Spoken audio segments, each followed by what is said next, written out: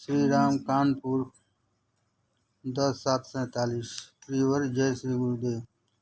पत्र से हाल मालूम हुआ। ईश्वर तुमको अपना प्रेम दे। प्रेमी किसी बात पर दुखी नहीं होता है, वह राजी व रजा हो जाता है। जब मौका हो तो आ जाना। खर्च बहुत पड़ता है।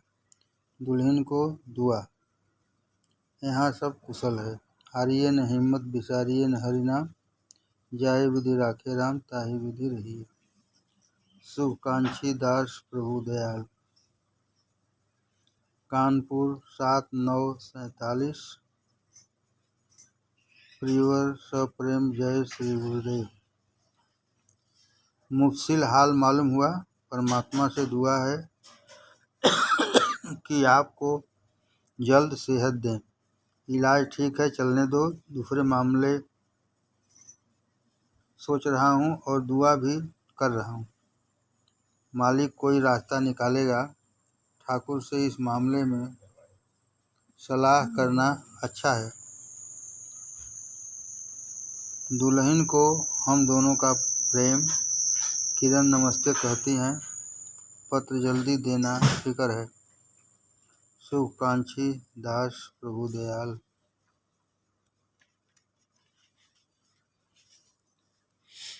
श्री राम, कानपुर 9/10/47। चिरंजीवी खुश रहो। पत्र मिला, बहुत खुशी हुई कि पूजा में जो जी खूब लगता है और फोड़ा ठीक है। दुल्हन को हम दोनों का बहुत बहुत प्रेम। सुना गया है कि दशहरा में 22-23 अक्टूबर को श्रीमान चाचा जी साहब का भंडारा होगा। पत्र सीधा शायद आवे। आजकल रेल का सफ़र खतरा से खाली नहीं है। लिहाजा वक्त पर जैसा समझ में आवे करना। बेजा हिम्मत नहीं बांधना चाहिए। शांति पाठ अच्छा है।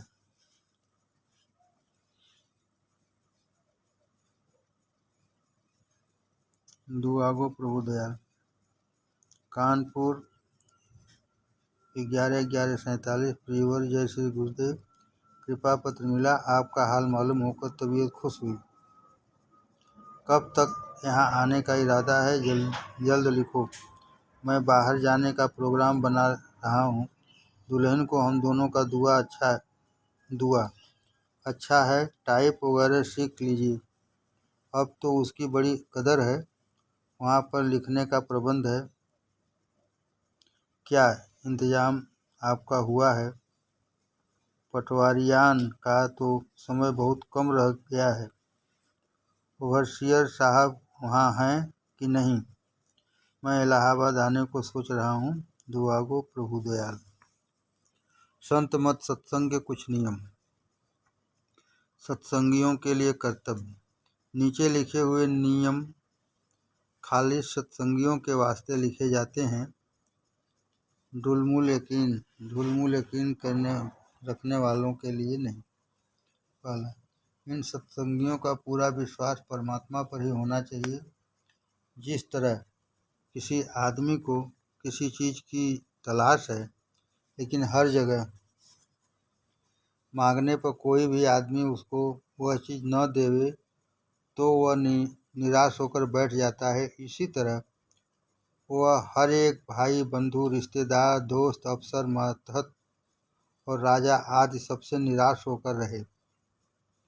यदि कोई सहायता कर देवे तो वह सहायता परमात्मा की तरफ से ख्याल करे और यह समझे कि परमात्मा ने उसके दिल में जिसके जरिए से मदद मिली है, यह बात डाल दी है कि वह इस तरह मदद कर रहा है। अतः उसको ईश्वर को धन्यवाद देना चाहिए और उस आदमी का भी दिल से और ज़बानी कृतज्ञ होना चाहिए, क्योंकि उसने ऐसे हुक्म को जो उसको ईश्वर ने दिया मंजूर किया और आज्ञा पालन की। दूसरा, हर अपने बड़े की इज्जत व ताजीम करता रहे। और अपने से छोटे के लिए प्यार और उसकी ज़रूरतों को यथाशक्ति पूरा करने की कोशिश करे और उसके कसूर से चश्मपोशी। अपने बराबर वालों के साथ मोहब्बत, हमदर्दी और जायज़ इमदाद।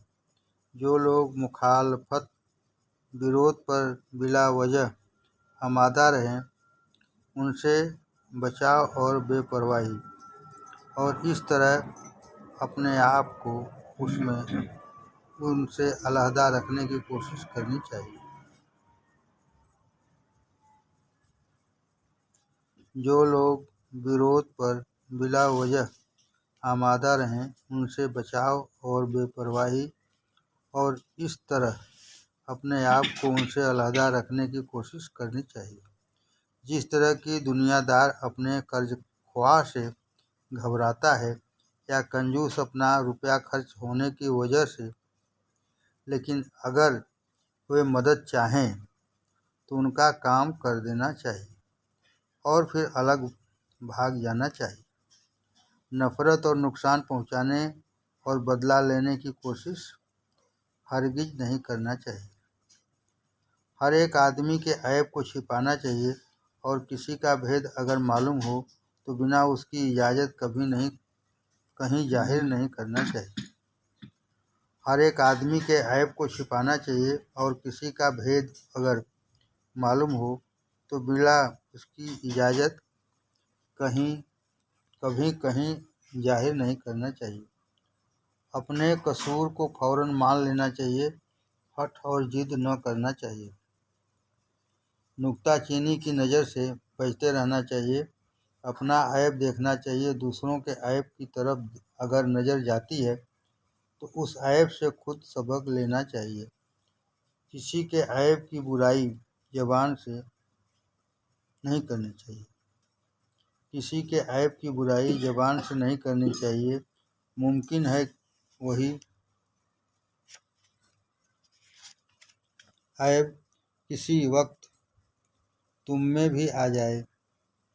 किसी को बिना जांच पड़ताल किए दोष नहीं देना चाहिए। यदि रिश्तेदार खास या अपना लड़का तक बदचलन हो तो उसका बेजा साथ नहीं देना चाहिए। यदि रिश्तेदार खास या अपना लड़का तक बदचलन हो तो उसका बेजा साथ नहीं देना चाहिए, वरना उसको दोबारा करने की सह और मदद मिलेगी।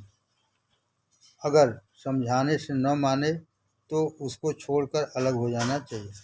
अगर समझाने से न माने तो उसको छोड़कर अलग हो जाना चाहिए।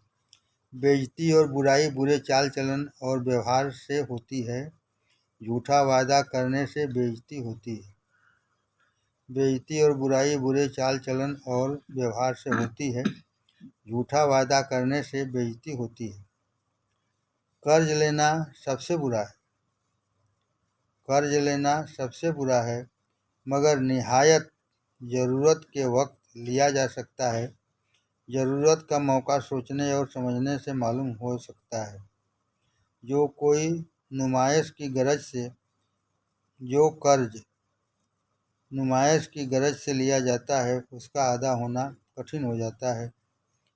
अगर मुसीबत और खाने पीने या लड़की की शादी या अकाल वगैरह से लिया जाता है और नीयत ठीक रखता है तो ईश्वर उसकी मदद करता है और कभी न कभी अदा हो ही जाता है। कर्ज ख्वाह का सामना हमेशा करना चाहिए। मुंह छुपाना मना है।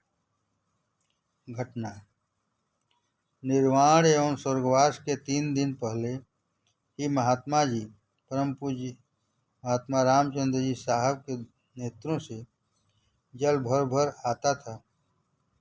श्रीमान कालिका प्रसाद गवर्नमेंट पेंशनर ने, जो श्री महात्मा जी के गुरु भाई थे और तहसील अलीगढ़ में पूज्य महात्मा जी के संग रहे, निवेदन किया कि महाराज, किस बात की चिंता आपको है। पूज्य महात्मा जी ने रुलासी आवाज़ में धीरे से बतलाया कि एक बेवा स्त्री का 500 रुपये हमारे पास से कर्ज हो गया है, वह हमारे जिम्मे है। भगवान से यही प्रार्थना करता हूँ कि वह अपनी असीम दया से कर्जदार छोड़कर न उठावे। बस यही चिंता व दुख है। इस पर तुरंत ही एक प्रोनोट की शक्ल में एक कागज लिखा गया, जिस पर श्रीमान बृजमोहन लाल सुपुत्र श्री चचा जी महाराज और श्री जगमोहन लाल नारायण जी सुपुत्र श्री लाला जी महाराज ने अपने अपने दस्तखत किए कि वह रुपया अदा करने के जिम्मेदार हैं, और फिर जल्दी ही इंतजाम कर उसे दे दिया गया। नौकर से वह काम लेना चाहिए जिसको तुम करने में बिल्कुल मजबूर हो। नौकर बतौर इमदाद के हैं, न कि पेशपरस्त साधन। मजदूर की मजदूरी फौरन अदा कर दो। मजदूर की मजदूरी फौरन अदा कर दो। हिला हवाला करना बड़ी बदअखलाकी है। अपने बच्चों को धार्मिक तालीम जरूर कर देना चाहिए। अगर रिश्तेदार और संबंधी ऐसे कामों को करने पर मजबूर करें जिनको करने से धर्म नष्ट होता है, तो रिश्ते को अगर ज़रूरत हो तोड़ दें। अगर रिश्तेदार और संबंधी ऐसे कामों को करने पर मजबूर करें जिनको करने से धर्म नष्ट होता है, तो रिश्ते को अगर ज़रूरत हो तोड़ दें। क्योंकि कोई रिश्तेदार, दोस्त और अजीज वक्त मुसीबत पर मदद तो करता नहीं है, और मालदार भी होता है तो भी एक कौड़ी कर्ज नहीं देता, बल्कि नुक्ताचीनी और तानाजनी को हर वक्त तैयार रहते हैं। नहीं मालूम फिर क्यों उनसे बेजा उम्मीदें बांधकर अपने आप को सत्यानाश लगाते हैं। सारांश यह है कि संत मंत का तरीका सलामत रवि, हमदर्दी, तस्लीम व रजा का तरीका है। इसमें ईश्वर के ऊपर भरोसा और उसके कानून कुदरत के मुताबिक अमल करना ही लाजमी है। अनिवार्य कर्तव्य। सूर्योदय से पहले उठे। शौचादि से निवृत्त होकर स्नान करना। अगर बीमारी या कमजोरी या किसी और खास वजह से स्नान न कर सके तो भली प्रकार से हाथ पैर धोकर कपड़ा बदल ले। जो अभ्यास प्रतिदिन करने को बताया गया है उसको करना। अगर किसी को मालूम न हो तो अपने गुरु से दरियाफ्त कर ले। यदि कहीं सत्संग होता है तो वहाँ जाना। अगर सत्संग नहीं होता है तो बतलाई हुई पुस्तकों का पाठ करना। सायंकाल सूर्यास्त के पश्चात हाथ मुंह धोकर संध्या और प्रार्थना करना। रात को सोने से पहले प्रार्थना करना। यदि हो सके तो 12 बजे दोपहर और 4 बजे शाम को भी प्रार्थना करना।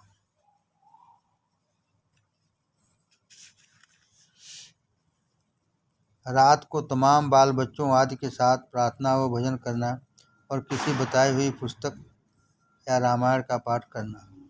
जो अभ्यास बताया गया है उसे हर समय जब फुर्सत हो दिन और रात में बराबर करते रहना।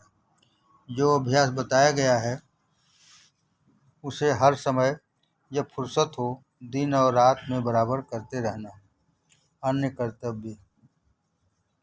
अधर्म की कमाई का खाना अथवा संदिग्ध भोजन करना बहुत बुरा है। जहाँ तक हो सके सत्संगी के हाथ का भोजन करना। भोजन करने से पूर्व उसे ईश्वरार्पण करना। इसकी विधि गुरु से पूछ लेनी चाहिए। स्वच्छ स्थान पर भोजन करना। भोजन सादा और पवित्रता के साथ खाना, परंतु भूख से कुछ कम खाना। भोजन सादा और पवित्रता के साथ खाना, परंतु भूख से कुछ कम खाना। भोजन करते समय कम बोलना। मादक वस्तुओं का सर्वथा परित्याग। तामसी भोजन मांसादि का त्याग। दावतों में कम जाना। केवल उनके यहाँ भोजन करना जिनका विश्वास हो कि निषिद्ध धान्य नहीं है। दावतों में कम जाना।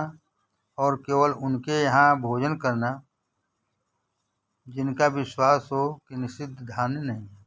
यदि विवश होकर खाना ही पड़े तो उसके बाद व्रत रखना और पश्चाताप करना। सप्ताह में एक दिन व्रत रखना और दिन में किसी धार्मिक पुस्तक का पाठ करना। किसी का दिल न दुखाना, किसी की बुराई न करना और ऐसी बात जो उनके सामने न कह सके उनके पीछे भी न कहना। औरों के दुर्गुणों को छिपाना। यदि किसी मनुष्य को कष्ट में देखो तो उसकी सहायता करना। किसी आदमी से चाहे वह कितना ही बुरा क्यों न हो, घृणा न करना। किसी आदमी से चाहे वह कितना ही बुरा क्यों न हो, घृणा न करना।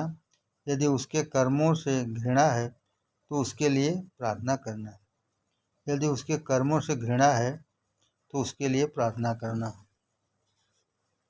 किसी भिखारी को द्वार से न ललकारना। शक्ति के अनुसार जो हो सके सो दे अथवा सहज में मना कर दे। यदि किसी से कड़ी बात कहनी हो तो मुलायम शब्दों में कहना। स्त्रियों और बच्चों की संगति से बचना। स्त्रियों और बच्चों की संगति से बचना। सिवा अपनी धर्मपत्नी के दूसरी स्त्री के साथ बातचीत करते समय किसी और को साथ रखना। सिवा अपनी धर्मपत्नी के दूसरी स्त्री के साथ बातचीत करते समय किसी और को साथ रखना। पराये माल पर अथवा पराई स्त्री की ओर दृष्टि न डालना। कम कीमत, मजबूत और साफ कपड़े पहनना। पुरुषों को जेवर न पहनना चाहिए। पुरुषों को जेवर न पहनना चाहिए। अधिक से अधिक अंगूठी का उपयोग कर सकते हैं। अपनी आमदनी का कुछ भाग 16वां या इससे कम दान के लिए निकालना। अपनी आमदनी का कुछ भाग 16वां या इससे कम दान के लिए निकालना। यदि कोई निकट संबंधी हो तो उसको देना। यदि कोई ऐसा न हो तो सत्संग में जमा कर देना, जिससे आवश्यकता पड़ने पर किसी सत्संगी की सहायता की जा सके। जो रुपया वर्ष के अंत में बच रहे उसे वार्षिक भंडारे में भेंट कर देना, ताकि उससे किसी शुभ कार्य में सहायता हो सके। बड़ों का सम्मान, छोटों से प्यार, सत्संगियों से प्रेम व मेल जोल रखना चाहिए। जिससे तबीयत न मिले उससे संबंध तोड़ देना चाहिए। जिससे तबीयत न मिले उससे संबंध तोड़ देना चाहिए। प्रत्येक धर्म प्रवर्तक का सम्मान अपने के ही समान करना चाहिए। उनकी वाणी को श्रद्धा और विश्वास के साथ सुनना चाहिए। यदि कोई बात समझ में न आवे तो किसी सत्संगी से अथवा अपने गुरुदेव से पूछ लें, परंतु उसे झूठ न समझें। यदि किसी धर्म प्रवर्तक अथवा अपने गुरु की किसी जगह निंदा हो रही हो यदि किसी धर्म प्रवर्तक अथवा अपने गुरु की किसी जगह निंदा हो रही हो तो उस स्थान को छोड़ देना और ऐसों के कल्याण के लिए प्रार्थना करना। जहाँ तक हो सके तमाम सोसाइटियों से अलग रहना, किसी सोसाइटी का मेंबर न होना। जहाँ तक हो सके तमाम सोसाइटियों से अलग रहना, किसी सोसाइटी का मेंबर न होना।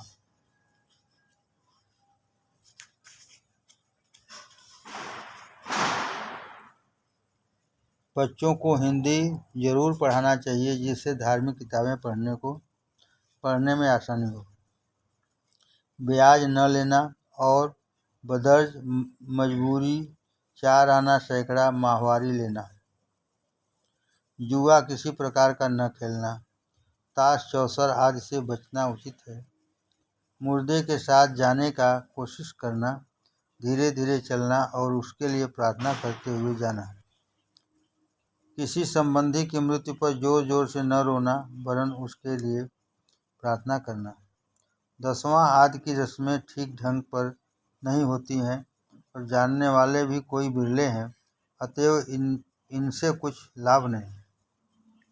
10वां आदि की रस्में ठीक ढंग पर नहीं होती और जानने वाले भी कोई बिरले हैं, अतएव इनसे कुछ लाभ नहीं। जो पुरुष क्रियाकर्म करे उसे उचित है कि 13 दिन तक पवित्र रहकर आत्मा की शांति के लिए प्रार्थना करने करते रहें।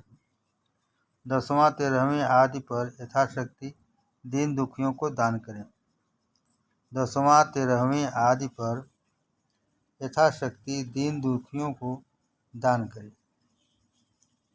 खर्च संबंधी नियम। हर सत्संगी पर लाजिम है कि वह हर वक्त मामूली से मामूली खर्च करने से पहले इन बातों को अपने दिल में ख्याल कर लिया करे। यह खर्च किसी खास ज़रूरत की बुनियाद पर है या महज रिवाज या आदत के दबाव पर, या इसमें बेनुमाइश का अंश तो नहीं है, बेजा नुमाइश का अंश तो नहीं है, या इस काम से किसी भाई का भी कोई फ़ायदा होता है, या बिल्कुल शेखी और शान ही है। इस खर्च का आइंदा नतीजा इस हालत को तो नहीं पैदा करेगा कि हमारी शांति में खलल डाले या रूहानी रास्ते में रुकावट पैदा करे। इस खर्च का आइंदा नतीजा इस हालत को तो नहीं पैदा करेगा कि हमारी शांति में खलल डाले या रूहानी रास्ते में रुकावट पैदा करे। किसी खर्च के करने में धर्म के खिलाफ या अपने समाज के उसूलों के विरुद्ध तो कोई बात पैदा नहीं हुई जाती है। अगर किसी सत्संगी की आमदनी और खर्च के बाद 10 रुपये की बचत है, लेकिन कर्ज पहले से मौजूद है, तो उसको ज़रूरत के अलावा किसी जायदाद चीज़ खरीदने के वक्त कम से कम यह ख्याल होना चाहिए कि सत्संग के उसूलों के खिलाफ है या नहीं। ज़रूरत की मिसाल यह है कि बिला उस चीज़ के बन न पड़े। अगर उस तरह की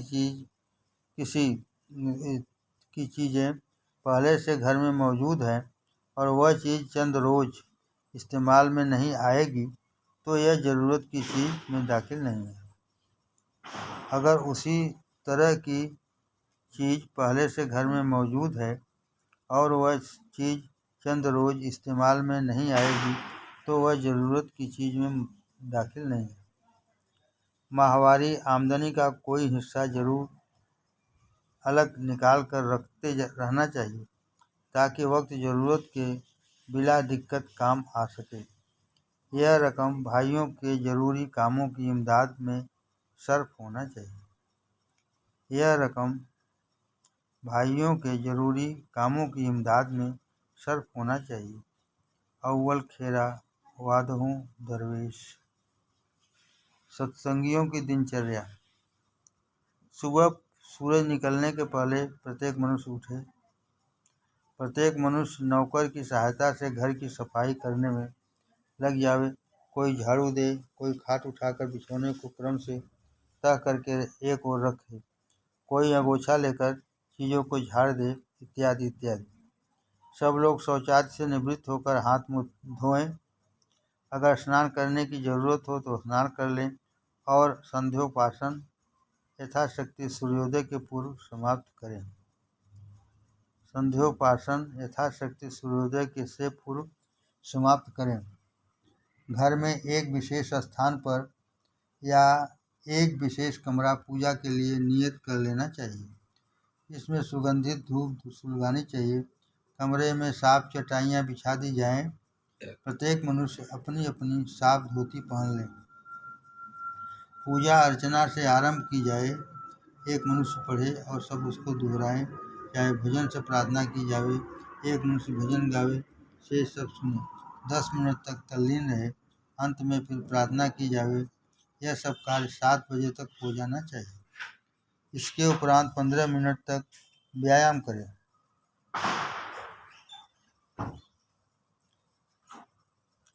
तत्पश्चात जो कुछ साधारण भोजन हो उससे थोड़ा जलपान करें। फिर स्त्रियां भोजन बनाने के कार्य में लग जाएं और सब आपस में मिलकर कार्य समाप्त करें। एक कार्य को दूसरे पर न टालें। बारी नियत करने की आवश्यकता नहीं है। पुरुष और लड़के केवल भक्ति प्रधान धार्मिक ग्रंथों का स्वाध्याय किया करें।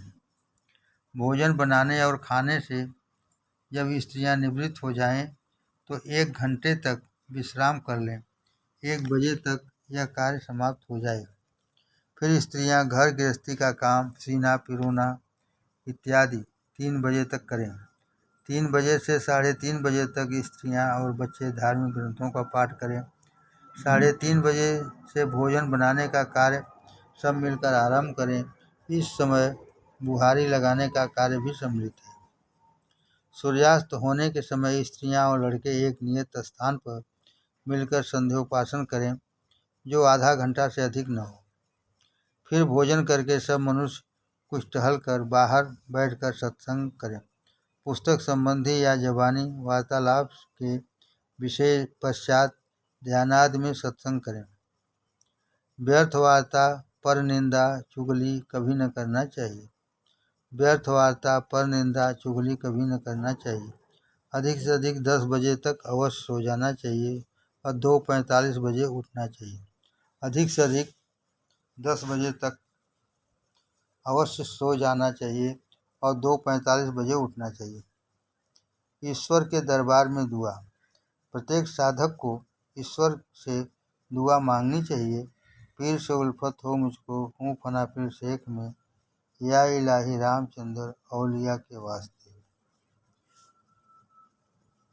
हे प्रभु, संत सद्गुरु महात्मा श्री रामचंद्र जी महाराज के वास्ते मुझे अपने गुरु से प्रेम हो तथा मैं अपने गुरु के प्रति आत्मसमर्पित रहूं। या इलाही फजल से दे मुझको फजल अहमदी, राम फजली और रघुवर बाता के वास्ते। हे प्रभु, संत सद्गुरु रामचंद्र जी महाराज एवं उनके भाई संत रघुवर दयाल जी के वास्ते मुझको अपना फजल और दया प्रदान कीजिए। या इलाही फजल से दे मुझको फजल से दे प्रेम तस्लीम और रजा, राम रघुवर प्रिय प्रभु सद्गुरु के वास्ते। हे प्रभु, महात्मा रामचंद्र जी महाराज एवं उनके अनुज महात्मा रघुवर दयाल जी तथा प्रिय महात्मा प्रभु दयाल जी के वास्ते तू अपनी दया से मुझे गुरु प्रेम तथा उनके प्रति आत्मसमर्पण की शक्ति प्रदान करे। या इलाही सत्य पर कायम रहें और कर्म में हो दृढ़ता, मुर्शिद मिर्जा श्याम बिहारी रहनुमा के वास्ते। हे प्रभु, महात्मा श्याम बिहारी लाल जी के वास्ते हम सत्य पर कायम रहें और अपने धर्म में दृढ़ता रहे, अपने कर्म में दृढ़ता रहे। प्रार्थना। ओम सहनावतु सहनौ भुनक्तु सह वीर्यं करवावहै तेजस्वी नावधीतमस्तु मा विद्विषावहै। ओम शांति शांति शांति। हे परमपिता परमात्मन, यह ब्रह्म विद्या हम गुरु शिष्य दोनों की रक्षा करे, हम दोनों ही इसमें आनंद प्राप्त करें। यह हम दोनों को वीर्यवान शक्तिवान बनावे, हम दोनों को तेजस्वी बनावे। यह अध्ययन हम दोनों के लिए सफल हो। अध्ययन अध्यापन में मानव शरीर से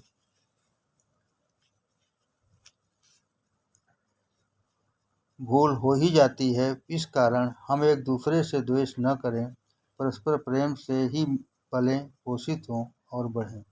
नोट: यह प्रार्थना ध्यान के पश्चात सबसे अंत में करते हैं। श्री गुरुदेव के वास्ते प्रार्थना। पूज्य गुरुदेव के वास्ते नित्य प्रति प्रार्थना करता रहे, हे ईश, इनका अंतिम समय ठीक हो, ईमान सलामती से जाए। हे ईश, इनका रुझान केवल नेकी की ओर हो। हे ईश, इनकी सब शारीरिक और मानसिक जरूरतों को तो पूरा कर दे।